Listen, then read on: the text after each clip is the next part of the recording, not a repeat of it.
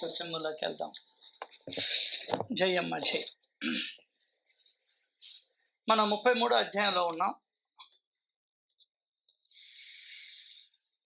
చాలా గొప్ప బోధ ఏంటంటే ఈ విషయంలో మంచిది అమ్మ, సత్పురుషుల చిత్రపట దర్శనం, వారి యొక్క ప్రత్యక్ష దర్శనం రెండూ సమానమే, వేరు కాదు అనే విషయాన్ని మానవుడు గ్రహించాలి. ఇది మనం తెలుసుకోవాల్సిన విషయం. నీ ఇంట్లో ఉన్న వెంకటేశ్వరుడు, తిరుమలలో ఉన్న వెంకటేశ్వరుడు ఒక్కటే అనేటువంటి గాఢమైన విశ్వాసం ఉంటే అనుభవం కలుగుతుంది. అవగాహన కలిగితే అనుభవాలు వస్తాయి, అనుభూతి చెందుతాం మనం.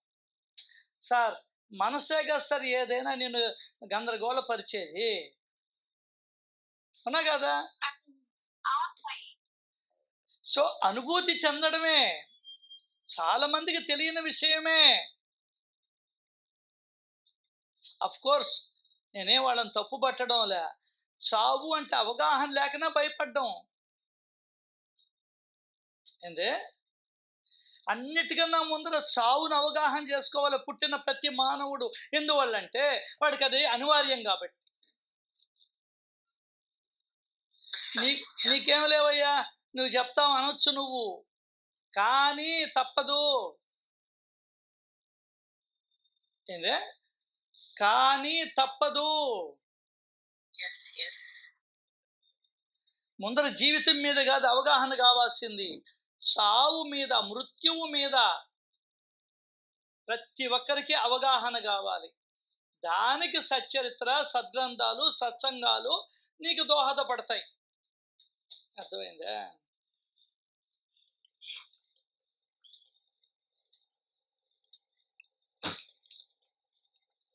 ప్రపంచం అంతా వణికి సస్తా ఉంది.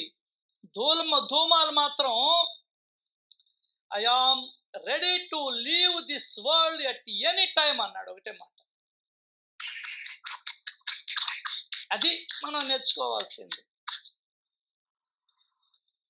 ఎందుకు భయం? దేనికి భయం? ఇది నీ మనసుకి 100 సార్లు, 1000 సార్లు, లక్షల సార్లు చెప్పుకోవాలా. వచ్చిందే పోయేదానికి. అసలు నువ్వు వచ్చిందే పోయేదానికి అబ్బా. ఏదైనా కూడా ఈ ప్రపంచంలో వస్తుజాలమంతా, జీవజాలమంతా కూడా ఈ అవగాహన నీకు వస్తే భయం ఉండదు. అప్పుడు ఏందే భయం ఉండదు. ఇంకా చెప్పాలంటే నేను చావమని కాదు అర్థం. ఆ మంచంలో పడి వీళ్ళని చేత్కరించుకుంటూ నువ్వెందుకు సావలేదని వీళ్ళ చేత అనిపించుకుంటూ ఒక బాంబు పడిందా వెళ్ళిపోయినావా, హాయిగా ఉంటుంది ప్రాణానికి. అర్థం కాలా? నేను అప్పుడు రకరకాల ఆలోచనలతో పోయేదానికన్నా ఇప్పుడు కూర్చొని ఉన్నాను, ఒక పిడుగుపడింది, ఫినిష్, హ్యాపీ జర్నీ కదా. అసలు నువ్వు హ్యాపీ జర్నీని కోరుకోవడం లేదే. రైల్లో పోయే వాళ్ళకేమో హ్యాపీ జర్నీ చెప్తావు.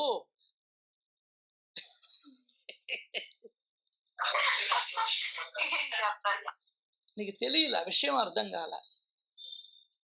సార్ ఆధ్యాత్మికత అన్నా, జీవితం అన్నా just to understand and smile it. ఏందే just to understand and smile it. మరి పాట కూడా ఉన్నా, నీకు అర్థం కాల? నవ్వుతూ బతకాలిరా తమ్ముడు, నవ్వుతూ చావాలిరా. అర్థమైందా? మనం చిరునవ్వుతో మృత్యువుని కౌగిలించుకునే రోజు ఎప్పుడు వస్తుంది? అంటే అది కదా ఆధ్యాత్మికత అంటే. చెప్పుకోవడం అంట.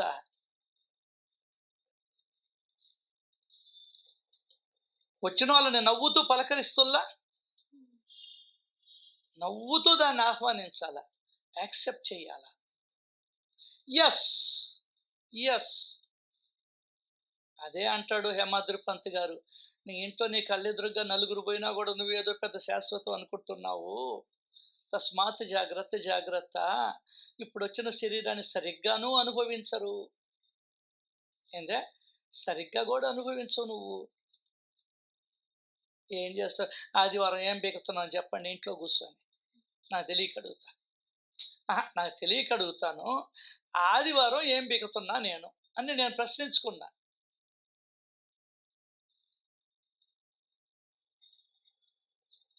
ఎవరికి వాళ్ళం సార్.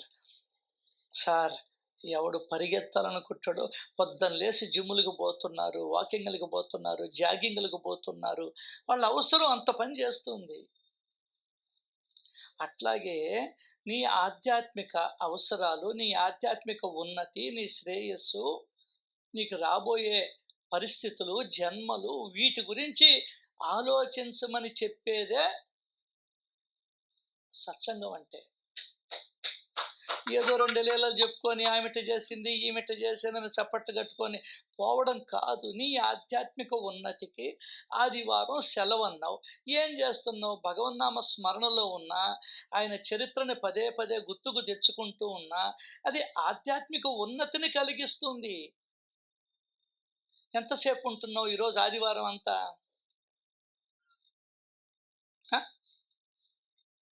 ఏంది నీ కథ? ఏంది నీ ఆలోచన? ఏంది? పొయ్యే కాలం దగ్గరికి వస్తుంది నాకు. 65 ఏళ్ళు వచ్చేసాయి. ఇంకా 4 రోజులు పోతే 66 అని కూడా చెప్తా. ఇంకొక 4 ఏళ్ళు పోతే 69 అని చెప్తా, 70 అని చెప్తా. Where is your development in the ఆధ్యాత్మికత, ఇన్ ద ఆత్మ? ఇవన్నీ పరిశీలన చేసుకోవాలా. ఏందే, ఇవన్నీ పరిశీలన చేసుకోవాలి.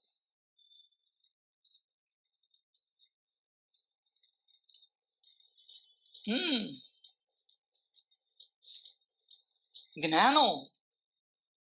సచ్చరిత్ర అంటే జ్ఞానం, సత్సంగం అంటే జ్ఞానం. ఆ జ్ఞానము ఇవ్వని ఏదైనా నువ్వు వదిలేయాల. అది గుర్తుపెట్టుకో. కట్టుకునేదానికి పనికిరాని చీరనంతా వదిలేస్తున్నావా? ఏమక్క? ఓ అక్కో,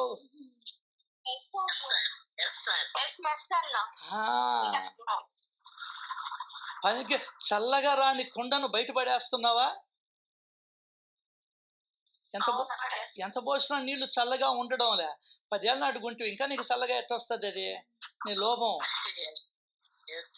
బయటపడేస్తున్నావా లేదా? జ్ఞానము ఇవ్వనటువంటి ప్రతి ఒక్క దానిని నువ్వు బయటేసేయాలి.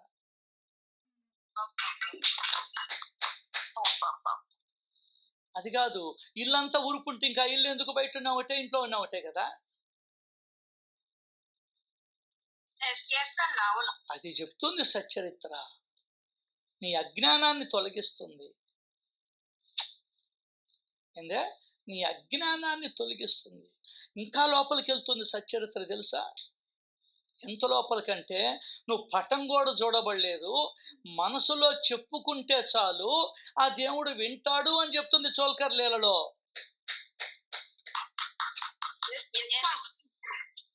అర్థమైందా? అంత లోతుల్లోకి వెళ్ళి చెప్తుంది. ఎందువల్లంటే భగవంతుడు అంటే అంతర్యామి అని కూడా చెప్తుంది సచ్చరిత్ర. నువ్వు అనుకున్నటువంటి దేవుళ్ళందరూ కూడా అంతర్యామికి ప్రతీకగా నిలిచినటువంటి వాళ్ళు. ఈ విషయం గుర్తుపెట్టుకో. ఏందే, మన అంతర్యామిత్వానికి ప్రతీక.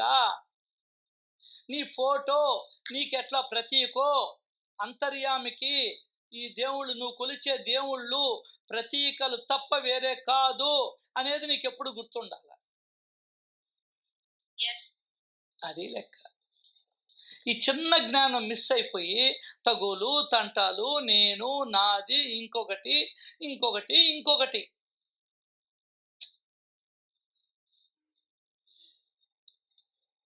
ఎందువల్లంటే జ్ఞానాన్ని మనం కప్పేసుకున్నాం. నిన్న అద్భుతంగా ఇచ్చాడు బాబా. అబ్బా, నేను పొంగిపోయా రాత్రి. కానీ మీకు అర్థం కాలే. అది చాలామందికి అర్థం కాల. విష్ణు సహస్రనామం మొన్నొచ్చింది. యజుర్వేదం ఎప్పుడు వచ్చింది? 4 వేదాలు పుట్టినప్పుడు. ఈ 4 వేదాలు ఎక్కడి నుంచి వచ్చాయి? భగవంతుని నోటిగుండా వచ్చాయి. అప్పుడు వచ్చింది రుద్రం. వా, నిజంగా నాయన ఎంత పొంగిపోయిందో మనసు.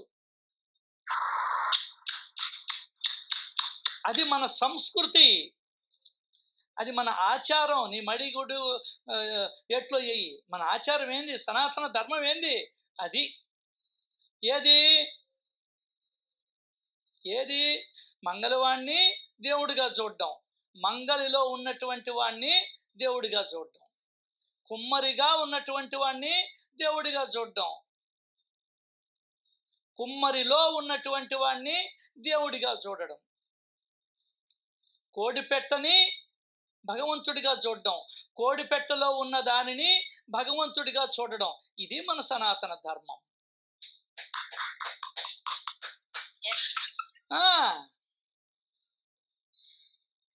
యజుర్వేదంలో చెప్పబడింది ఇది.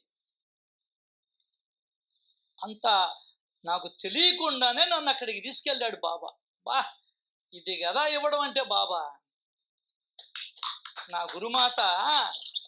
కాబట్టి నాకు ప్రపంచంలో అందరికన్నా అన్నిటికన్నా నాకు ఇష్టం బాబా. ఎందువల్లంటే ఇంత జ్ఞానాన్ని నాకు కుమ్మరిస్తున్నాడు ఆయన.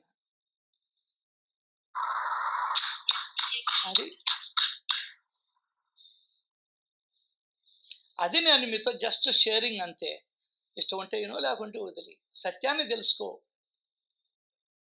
పుట్టినప్పటి నుండి, మానవ జాతి పుట్టినప్పటి నుండి, భగవంతుడనేవాడు వెలిసినప్పటి నుండి అన్నీ భగవంతుడే అని చెప్పబడి ఉన్నది.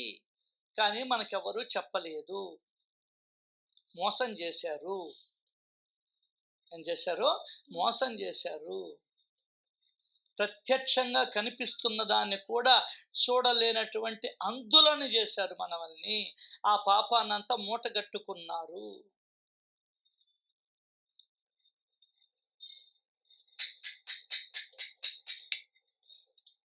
ఎంత దరిద్రం పట్టిందండి దేశానికి. లేకుంటే కులం ఉంటుందా, మతం ఉంటుందా? 1,50,000 మందిని వచ్చుకొతుకొచ్చారు సార్. అమృతసర్లో ఆ రోజు జరిగిన దానికి ఎంతమంది సిక్కుల్ని వచ్చుకొతుకొచ్చారు. చుండూరు సంఘటనలో వచ్చుకొతుకొచ్చారు.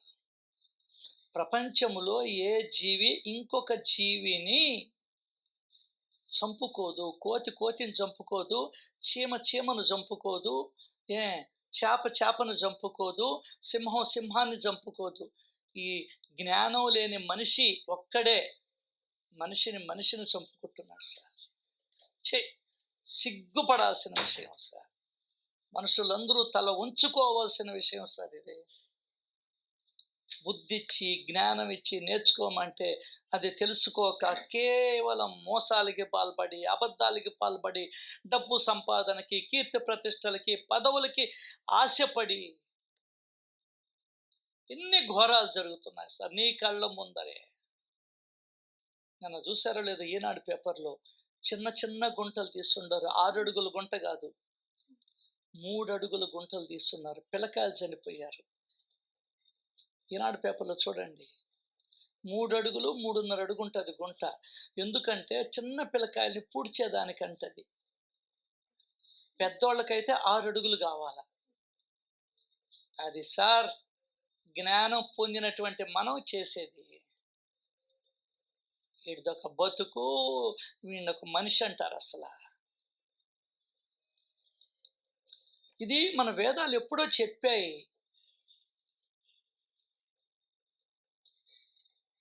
కానీ మనకు చెప్పేవాడు చిక్కలా. ఎవరు చెప్పలా. ఈరోజు చదివారు, గుర్తుందో లేదో అధ్యాయంలో ఆయన బోధనతో పాటు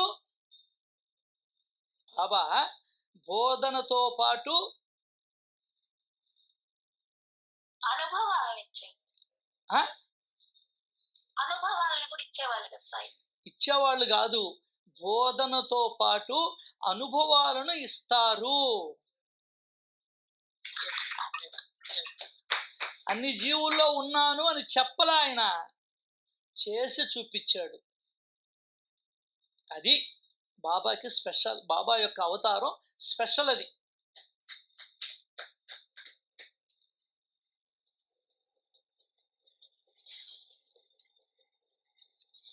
కాబట్టి మొత్తం జ్ఞానామృతం ఇది. సో సత్పురుషుల చిత్రపట దర్శనం వారి యొక్క ప్రత్యక్ష దర్శనం సమానం, ఈక్వల్. ఏ విధంగా అయితే నలుగురు బిడ్డలు ఉంటే నలుగురికి ఈక్వల్గా పంచుతున్న ఆస్తి, ఏం ఎక్కువ తక్కువ లేదుగా, అంతే ఇది కూడా. నీ ఇంట్లో ఉండే వెంకన్నకి తిరుమలలో ఉన్నటువంటి వెంకన్నకి తేడా లేదు అనే భావన నీ మనసులో దృఢపడాలి. కాబట్టే కదా మన తద్దినాలప్పుడు వాళ్ళ ఫోటోలు ఉంటే, అమ్మా నాయన ఫోటోలు ఉంటే అవి తెచ్చి పెడుతున్నాం కదా. మరి ఇక్కడ నమ్మిన దానివి ఇక్కడ ఎందుకు నమ్మవు? నీకు అది కూడా తెలియదు. నమ్ముతున్నావో నమ్మడమో కూడా తెలియదు, ఎందుకు పోవాలో కూడా తెలియదు. ఇక్కడ ఉంటే నిన్ను బతకనీరు, ఇంట్లో వాళ్ళు బతకనిస్తారు. ఈరోజు ఈనాడు కథ చదవండి, కళ్ళల్లో నీళ్లు పడకపోతే అప్పుడు అడగండి. మహిళా దినోత్సవం అని చెప్పుకుంటున్నారే కానీ ఈనాడు పేపర్లు చదివితే నీకు కళ్ళల్లో రక్తం పడాలి ఆడవాళ్ళకి. కానీ మనకేం పడడం లేదులే, అసలు చలనం కూడా లేదు. ఎందుకంటే వీటికన్నిటికీ అతీతులం అయిపోయినాం. దయలేని వారు మీ ఆడవారు,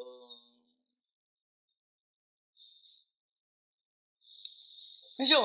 మీరే దాన్ని వ్యతిరేకిస్తున్నారు, బయటోళ్ళు కాదు. దానికనే పెద్దోళ్ళు అనుభవించి చెప్పారు, ఆడవాళ్ళకి శత్రువులు ఎవరు? ఆడవాళ్లే. మీ ఇంట్లో నీకు శత్రు మీ ఇంట్లో ఉండే ఆడవాళ్లే, బయట ఉండే ఆడవాళ్లే, మీ బంధువులైనటువంటి ఆడవాళ్లే. నేను చెప్పిన మాట కాదు ఇది, కొన్ని వేల సంవత్సరాల కిందటి నుండి వస్తూ ఉన్నటువంటి మాట. ఎంత గొప్పగా అనుభవించి చెప్పారండి సామెతలు అయ్యా, జీవిత సత్యాలు. ఇంకా సామెతలు అని పిలవకూడదు వాటిల్ని, జీవిత సత్యాల్ని అలతి పదాలతో చెప్పేశారు. ఎందువల్లంటే అప్పుడు నీకు చదువుకునే తెలివితేటలు లేవు కాబట్టి, అక్షరం ముక్క రాదు కాబట్టి. అక్షరం లేదు, ఏం చేయాలి? రే ఏమైనా చేసుకోరా, చేసుకున్న వాడికి చేసుకున్నంతరా అని చెప్పాడు. బాధలు అనుభవిస్తున్నారు, అరే కర్మరాదే, అనుభవించేస్తే పోద్దురా. ఎవడు చేసిన కర్మ వాడు అనుభవించక తప్పదన్నా. దాన్ని నువ్వు పాటగా తీసుకుంటే రాగం కట్టివి. నీ అమ్మ బడవ, జీవిత సత్యాన్ని చెప్తున్నా కూడా రాగంతో పాడాలి. అదే చెప్పు.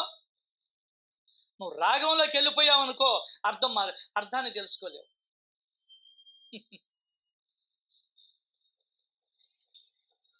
అంతే, మనసు రాగంలో పడిపోద్ది. అదే పడిపోయింది ఇక్కడ.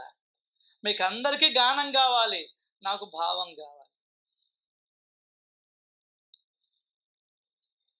ఏది నీది కాదు వెంట నీతో రాదు, బ్రతుకు స్థిరము కాదు. రాగంలో పడిపోబాక. ఇది ఏ పాటలో స్టైల్ అని ఆలోచించావు అనుకో, ఇది సంకనాగించుకొని పోదు. అర్థం మీద ధ్యాస పెట్టు. పాట పాడుతూ ఉంటే నువ్వు అర్థం మీద గాన ధ్యాస పెడితే నీ మనసు నిలుస్తుంది. నువ్వు అర్థం మీద ధ్యాస పెట్టడంలే. ఓం సాయి, శ్రీ సాయి, జై జై సాయి అంటే ఓం సాయి అనేది అర్థం. ఓం సాయి అంటే ఏందనేది నువ్వు అర్థం ఉందే, ఆ అర్థం మీద నువ్వు ధ్యాస పెట్ట. సాయి అంటే ఏంది? హయ్యెస్ట్. సాయి అంటే ఎవరు? విశ్వమంతా వ్యాపించి ఉన్నటువంటి నారాయణుడు. ఇప్పుడు పొద్దున పాడింది ఓం నారాయణ ఆది నారాయణ అని. అర్థమైందా? ఆది నారాయణ, ఆది నుండి ఉన్నటువంటి ఈ విశ్వమంతా వ్యాపించి ఉన్నటువంటి ఒక తత్వం పేరు నారాయణుడు. నేను దాని మీద ధ్యాస పెట్టా. మన కొంతమంది పదాల మీద ధ్యాస పెడతారు. నో, నీ పదాలు ఎవడికి కావాలయ్యా? జ్ఞానం కావాలి. కానీ నేను చూడు, ఆ సినిమా చూస్తుంటే కాళీయమర్దన ఆ పాట పాడుతుంటే కాళీయుడు కనిపించాడు. ఎవరికి? పుండరీకుడికి. ఈయన ఏ ఏ చరణాలైతే పాడుతున్నాడో వాళ్ళందరూ దర్శనం ఇచ్చారు ఆయనకి. అట్లాగే నువ్వు బాబా పాటలు పాడుతూ ఉంటే నీకు అవన్నీ కనబడాల, ఆ దైవం కనబడాల. అవునా? షిరిడి నౌక సాగిపోతున్నది, ఆ నౌక షిరిడికి పోతుంది, నేను ఎక్కాలి అని అనుకోవాలి నువ్వు. అప్పుడు నువ్వు ఆ పాటలో కరెక్ట్గా ఉన్నట్టు లెక్క. నువ్వు పాడుతూ ఉన్నావు అనుకో కోరస్సు, ఉన్నా లేనట్టే లెక్క. అది ఎందుకంటే ఇదంతా కూడా కీర్తనలు. ఎందుకంటే నీ మనసు అటు ఇటు కదలకుండా ఉంచేదానికి కీర్తన, నీ మనసు అటు ఇటు పోకుండా ఉండేదానికి సత్సంగం.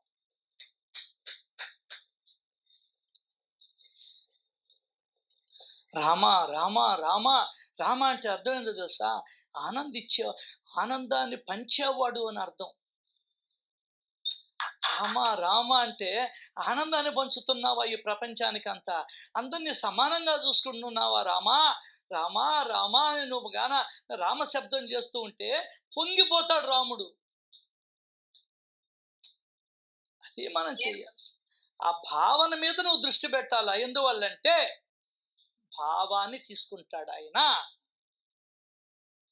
చూడు, శబరి ఒగురు పచ్చిగా ఉన్న వాటిని అవతల పడేసింది, కురికి మంచి పండులను మాత్రం పక్కన పెట్టింది. అట్లాగే నువ్వు పాట మీద భావాన్ని మాత్రమే, భావము మీద దృష్టి మాత్రమే నీ ఆలోచన ఉంచాల, నీ మనసును ఉంచాలి. సచ్చరిత్ర కూడా అంతే. నువ్వు పారాయణ చేస్తూ ఉన్నప్పుడు ఆ పదాలలో ఉన్నటువంటి అర్థం మీద నువ్వు ధ్యాస పెట్టాలా. సత్పురుషుల చిత్రపటనం వారి యొక్క ప్రత్యక్ష దర్శనంతో సమానం, సర్వాన్ని దర్శించే సత్పురుషులు దీన్ని, అది కాదు. సో ఏం చెప్పాడు? సత్పురుషుల దర్శనం అంటే సత్పురుషులను ప్రత్యక్షంగా చూడడం, చిత్రపటాన్ని చూడడం రెండూ ఒక్కటే. ఇది ప్రత్యక్ష దర్శనముతోనే సమానం అనే భావన మనలో స్థిరపడినప్పుడు నువ్వు ఎక్కడికి పో. లేదంటే సత్యదాకా నీకు శివాలయం, నాకు రామాలయం, ఇంకొకటికి ఇంకొక ఆలయం. ఎప్పుడు నువ్వు మార్చుకుంటావు? మంచంలో పడితే శివాలయం పోద్ది, రామాలయం పోద్ది, బాబా ఆలయం పోద్ది. అప్పుడు బాబా నడి చూడగలవు, ఏడుపులు తప్ప. పోలేకపోయే ఒరే రండ్రా, నలుగురు మంచం ఎత్తుకొని పోయి బాబాని చూసి వస్తామంటావు. ఆయనేమో తన నిరాకార తత్వాన్ని సర్వజీవులలోనూ భగవంతుడే ఉన్నాడని భక్తుల మనసులలో నాటేదానికి 60 ఏళ్ళు కష్టపడ్డాడు. నువ్వు నీ జీవితాన్ని సంకనాకించుకొని పోయేదానికి 60 ఏళ్ళు కష్టపడ్డావు. ఏందే అర్థమైందా? ఏమయ్యో వసు, మండుతుంటుంది. నీ జీవితాన్ని నువ్వు నాశనం చేసుకునేదానికి, ఒక ఆనందాన్ని, ఒక సౌఖ్యాన్ని, ఒక సుఖాన్ని అనుభవించకుండా ఉండేదానికి 60 ఏళ్ల పాటు గొడ్డు చాకిరి చేశారు. ఏముందా? ఈరోజు చదవండి, ఈనాడు పేపర్లో ఆ కథ చదవండి సార్, తెలుస్తుంది. మనకు అవన్నీ వద్దు.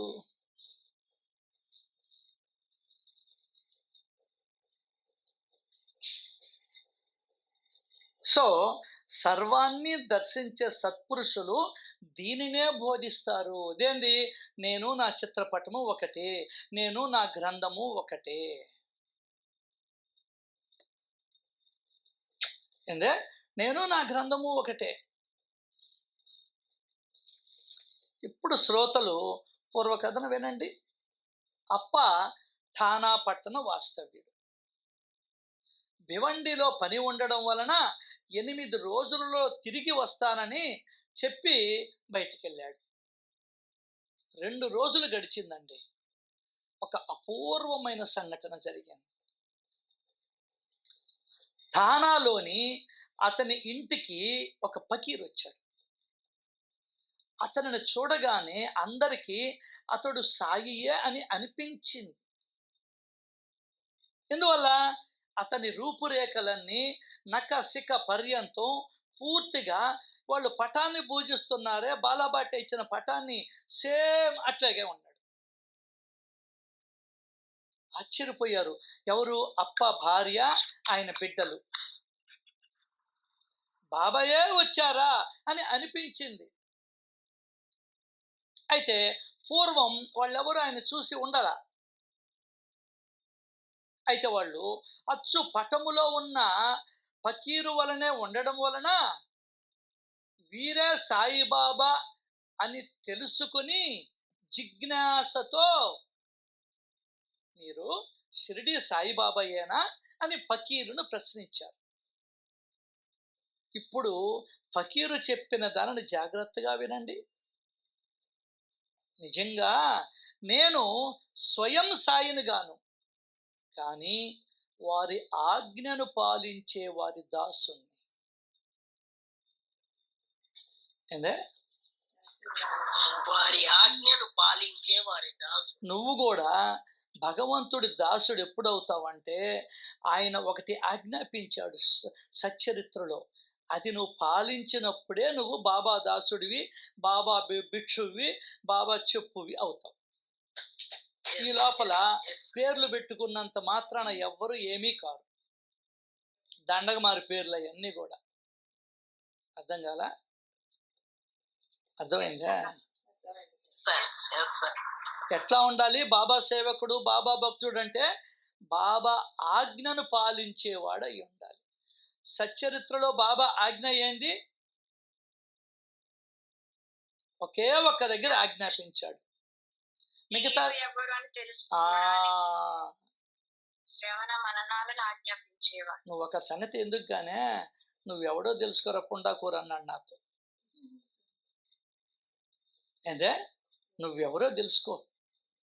పక్కింటోడికి, ఎదురింటోడికి, మిద్ది మీదోడికి, బంధువులకి, స్నేహితులకి, నీ కొడుకు, ఇవన్నీ పక్కన పెట్టి ఒక్క నిమిషం అసలు నువ్వెవడో తెలుసుకో. తర్వాత వాళ్ళు ఎవరు అర్థం అవుతుంది. ఊరికనే సొల్లు కబుర్లు చెప్తుంటావు. నువ్వెవరివి?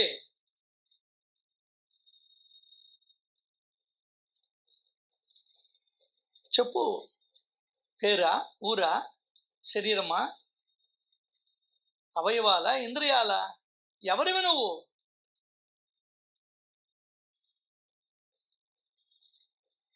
ఇది తెలుసుకోవడానికి ఆయన ఏం చెప్పాడు? శ్రవణం, మననం, ఈ రెండు చేయమన్నాడు. సచ్చరిత్రను శ్రవణం చేయి, మననం చేయి, నీకు తెలిసిపోద్ది ఆయన ఎవరో. నువ్వెవరో కూడా తెలిసిపోద్ది. నువ్వెవరో కూడా తెలిసిపోద్ది. 15వ అధ్యాయంలో చెప్పాడు నువ్వెవరో కూడా. అర్థమైందా?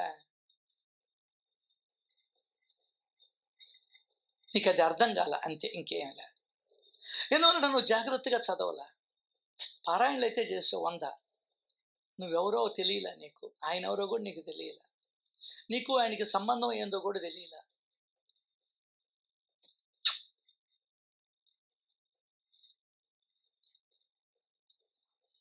నిజంగా నేను స్వయం సాయిని కాను, కానీ వారి ఆజ్ఞను పాలించే వారి దాసుని. దాసుడు ఎప్పుడవుతాడు? అంటే దాసుడు ఎప్పుడవుతాడు?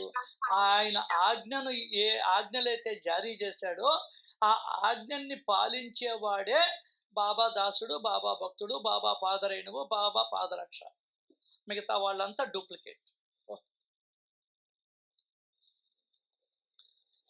మరి ఆయన ఏం చెప్పాడు తెలుసా? నాకు మీ కుటుంబ క్షేమ సమాచారాలను తెలుసుకోనరా అని నన్ను పంపించాడు అని చెప్పాడు.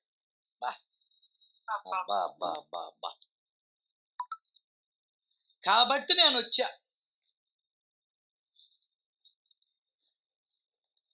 చూడు అని చెప్పి గమ్మునుండా. అబ్బో, ఎక్కడికి పోయినా మావ గాని ఓహో ఏమడిగాడా? ఏం పిన్ని, నేను అంత దూరం నుంచి ఇక్కడికి వచ్చా, మళ్ళీ తిరుగు ఛార్జీలు అబ్బిస్తాడా? అంటే ఎక్కడికి పోయినా ఈయన పద్ధతిని మార్చుకోడండి. నీ లోభాన్ని వదలగొట్టేదానికే వస్తాడండి ఆయన. అంతగా లోభగుణంలో మనం పాతుకొని పోయి ఉన్నామండి. కానీ వారి ఆజ్ఞను పాలించే వారి దాసుణ్ణి, వారి ఆజ్ఞానుసారం మీ కుటుంబ క్షేమ సమాచారాలను తెలుసుకోవడానికి వచ్చాను అని చెప్పి దక్షిణను కోరగా గృహిణి వెంటనే ₹1 సంభావనగా ఇచ్చింది. ఆయన ఏం చేశాడు? బాబా విభూతిని ఇచ్చాడు.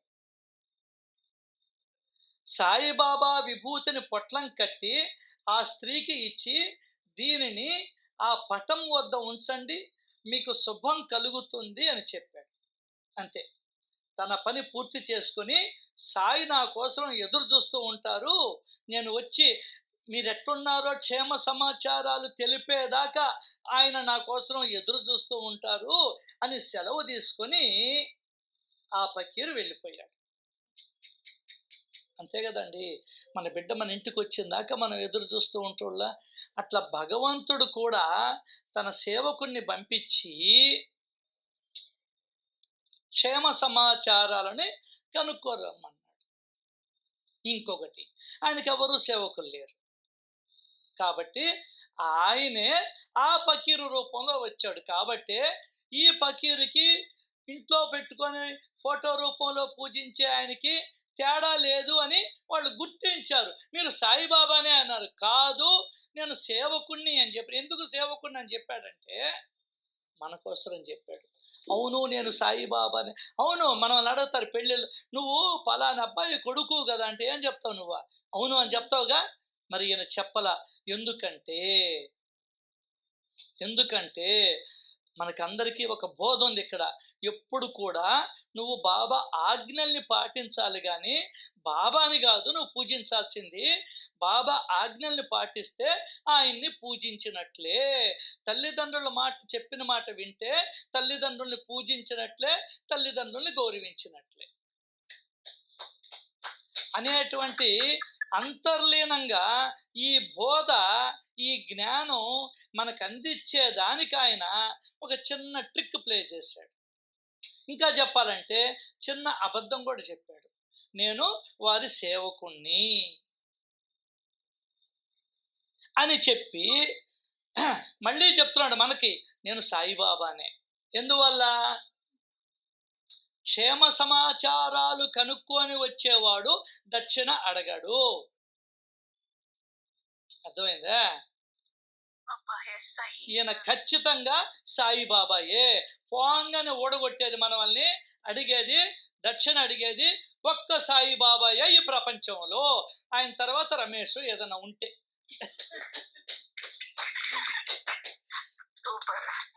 అర్థం కదా సుమలతక్క? అది క్షేమ సమాచారాల గురించి విచారించేవాడు దక్షిణ ఎందుకు అడుగుతాడు? ఇది నీకు చెప్తున్నాడు. వచ్చిన వ్యక్తి సాయియే ఆ రూపంలో వాళ్ళ ఇంటికి వెళ్ళి వాళ్ళ యోగక్షేమాలను అడిగి మసీదుకు వచ్చినా వదిలిపెట్టడు. నీ ఇంట్లో ఉన్నా కూడా నీ దగ్గర నుండి లోభాన్ని తీసేయాలనే చూస్తాడు అని ఈ అధ్యాయంలో, ఈ యొక్క లీలలో ఈ మాట చెప్తుంది.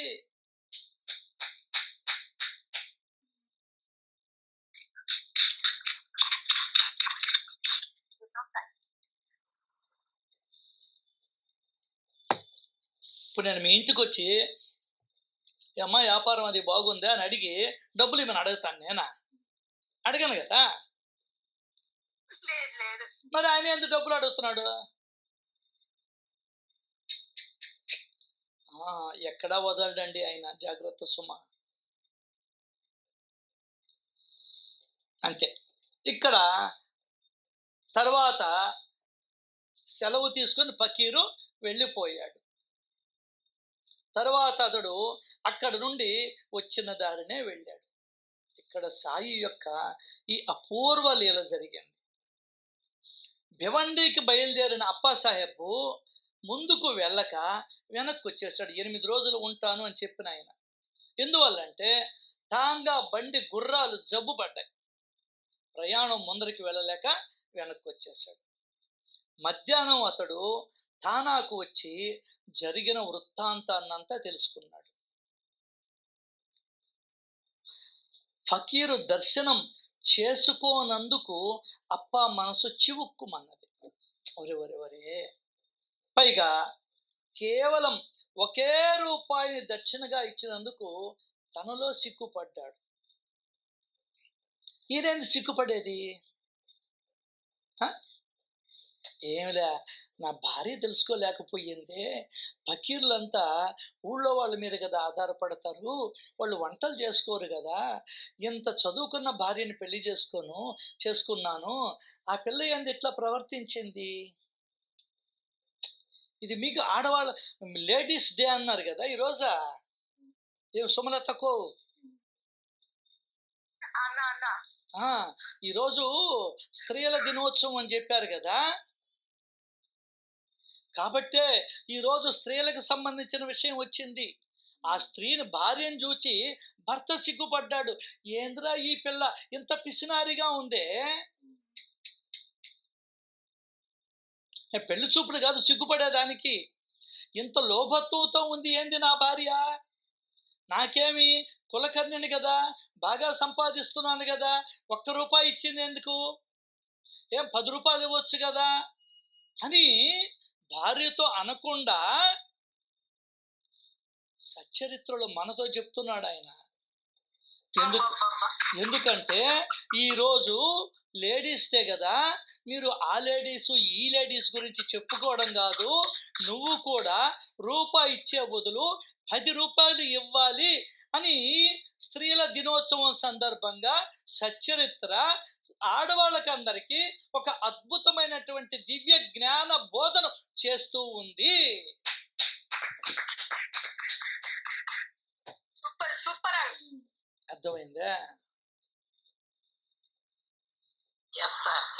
మొగుడు ఇస్తున్నా కూడా అడ్డుపడతారు, అమ్మ ఇస్తున్నా కూడా కొడుకులు, కూతుర్లు, కోడళ్ళు అడ్డుపడతారు.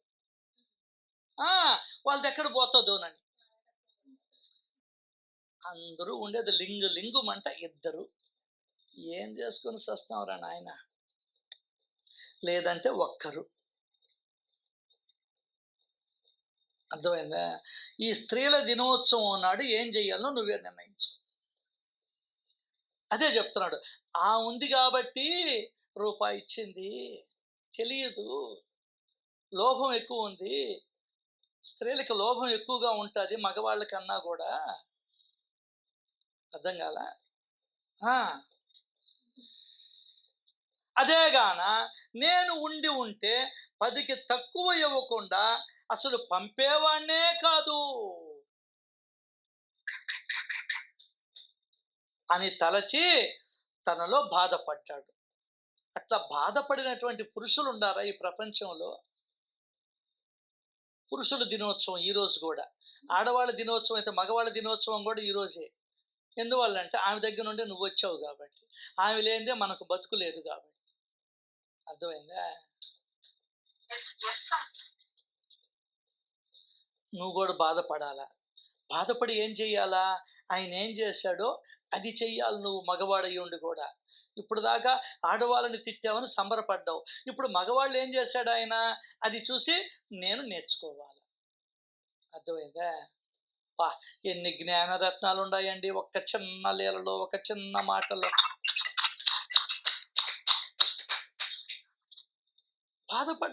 బాధపడ్డం ఏందండి? ఎవరైనా చచ్చిపోయినారా బాధపడేదానిక? కోట్లు ఏమన్నా నాశనం అయినాయా? ఇల్లు ఏమన్నా కూలిపోయినాయా? కాదు. ఇటువంటి సమయం మరలా వస్తుందా రాదా? ఎందువల్లంటే he knows the value of the దానం. అసలు నీ ఇంటికి వచ్చేవాడే అరుది రోజు. అందులోనూ యోగక్షేమాలను విచారించేవాడు వచ్చాడు, వాడు చేయి జాపాడు.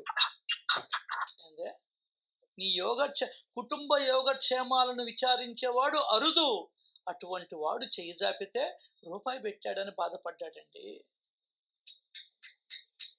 నిజంగా దయగలిగినటువంటి వాడండి కులకర్ణి. పోయినాళ్లే అని అంటాం మనం అయితే. ఇంట్లో భార్య కూడా, ఎందుకు వాడి గురించి బాధపడుతున్నావు, పని బాటలే కూర్చో రా అని అంటది నీ ఇంట్లో పెళ్ళం. కానీ వాడు బాధపడ్డాడండి. వాడికి తెలుసు విలువేందో. ఎందువల్లంటే 10 రూపాయలు ఇస్తే నాకు బాబా లెక్క పెట్టి 1000 రూపాయలు ఇవ్వాలి వచ్చే జన్మలో. So he knows the value of the దానం. అంతేకాదు, ఆయన వచ్చింది ఫకీరు. ఫకీరుకి భోజనం పెట్టడం గృహస్థుల ధర్మం, మానుష్య యజ్ఞం అది. అర్థమైందా? అందరూ అన్నం పెడతారు, సబ్బుకి ఎవరు ఇస్తారు డబ్బులు? ఆయన మనిషే కదా, గుడ్డలు ఉతుక్కోవాలి కదా. అందరూ అరటిపళ్ళు చేతిలో పెడితే అర్థం కాల, ఆయన ఎన్నంది తింటాడు, పడేస్తాడు. పొడుదోముకునే దానికి పళ్ళపొడన్నా, గోపాలు ఎర్ర పళ్ళపొడన్నా కావాలి కదా. దానికి మీకు ఎక్కడ పకీర్లు కనబడ్డా కూడా దానం చెయ్యండి, అది లెక్క. బాధపడ్డాడు. ఆ ఫకీరు మసీదు వద్ద దొరకవచ్చు, అతన్ని వెతకటానికి భోజనం చేయకుండానే బయలుదేరాడు. చూడు సంకల్పం ఎట్లుందో. ఫకీర్ అంటే దగ్గర మసీదుల దగ్గర ఉంటారు అని భోజనం చెయ్యకుండా బయలుదేరేశాడు. అంత బాధపడ్డాడు అతను. ఇవ్వాలి ఇవ్వాలి ఇవ్వాలి అనే సంకల్పం ఎందువల్ల? కృతజ్ఞత. ఏందే, మా కుటుంబ వ్యవహారాలని, మా యోగక్షేమాలని విచారించే భగవంతుడు ఇంక చిక్కుతాడా నాకు? అలా అన్నం తినకపోతే ఏం పోయింది ఒక పూటకే. ఆయన పట్టుకోవాలా, 10 రూపాయలు ఇవ్వాలా, ఆ మహాత్ముని చూడాలా, పాదాభివందనం చేసుకోవాలా, ఆయన ఆశీస్సులు నేను తీసుకోవాలా అని బాధపడి ఇంట్లో భార్య అన్నం తినేసి పొమ్మంటున్నా కూడా అన్నం తినకుండా బయలుదేరేశాడండి మిట్ట మధ్యాహ్నం వేళ. తర్వాత ఏం జరిగిందో మనం టిఫిన్ తినేసి వచ్చి తర్వాత వినే ప్రయత్నం చేస్తామండి. శ్రీ సచ్చిదానంద సమర్థ సద్గురు సాయినాథ్ మహారాజుకి జై జై జై. Thank you very much. ధన్యవాదాలు.